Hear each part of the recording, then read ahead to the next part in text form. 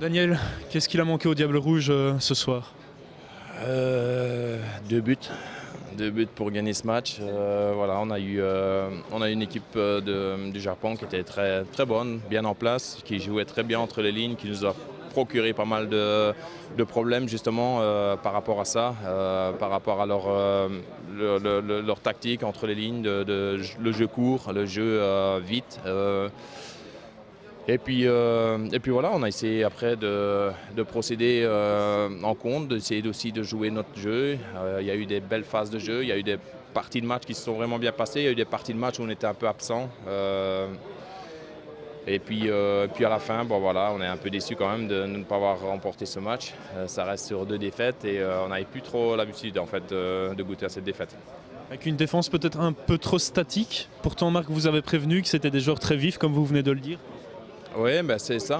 À partir du moment où les joueurs se retrouvent seuls, peu jouent entre les lignes, qu'on est trop loin du marquage et tout ça, ben voilà, on a montré qu'on était en difficulté. Et puis même si on le savait, voilà, c'est pas évident. Je veux dire, ils jouent très bien entre les lignes, ils sont rapides, ils sont vivaces comme ça. Donc voilà, je pense qu'il y a ces petites choses-là ont fait qu'on a eu de temps en temps des parties de match où on a des difficultés. Et puis malheureusement, on a pris ses buts. On avait fait une super campagne, on en a pris très peu. Ici, en 2 matchs, on en a pris 5, malheureusement.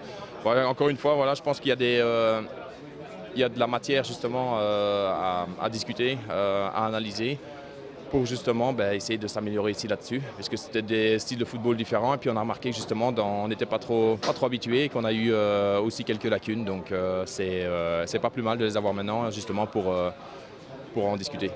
Vous l'avez dit, on n'était plus trop habitué à la défaite. Quel est l'état d'esprit du groupe là maintenant après ces 2 revers consécutifs? L'avantage, le point positif, c'est que ce sont des matchs amicaux et qui comptent pour rien. Mais on reste quand même sur une campagne qui s'est très bien passée, où on a joué un très bon football, où on a procuré beaucoup d'occasions, on en a laissé très peu à nos adversaires et ça, il ne faut pas l'oublier. Après, c'est vrai, on a joué aussi face à des très bons adversaires. Donc c'est justement une leçon. Ça reflète justement la Coupe du Monde, ça sera de le même style. Donc on sait à quoi s'attendre maintenant. On a peut-être été un peu surpris, mais maintenant voilà, on sait à quoi s'attendre et on va essayer justement d'analyser justement ces 2 matchs-là parce que voilà, il y a de la matière pour encore s'améliorer. Vous serez où pour suivre le tirage au sort de la Coupe du Monde le 6 décembre? Pardon? Vous serez où pour suivre le tirage au sort le 6 décembre? C'est difficile de dire, je ne sais pas. Soit à la maison, soit au club, je ne sais pas. Mais je serai en tout cas devant la télévision pour suivre ça. Avec Franck Ribéry peut-être qui vient de réussir l'exploit? Oui, c'est une bonne chose aussi pour eux. Je pense qu'ils avaient énormément de pression. Je l'avais eu un peu et puis c'était pas évident pour eux. Donc ça prouve bien, voilà, ils ont répondu présent, eux et la Croatie. Donc je suis content. C'est quasi tous les joueurs de Bayern sont qualifiés, à part peut-être Alaba et c'est dommage.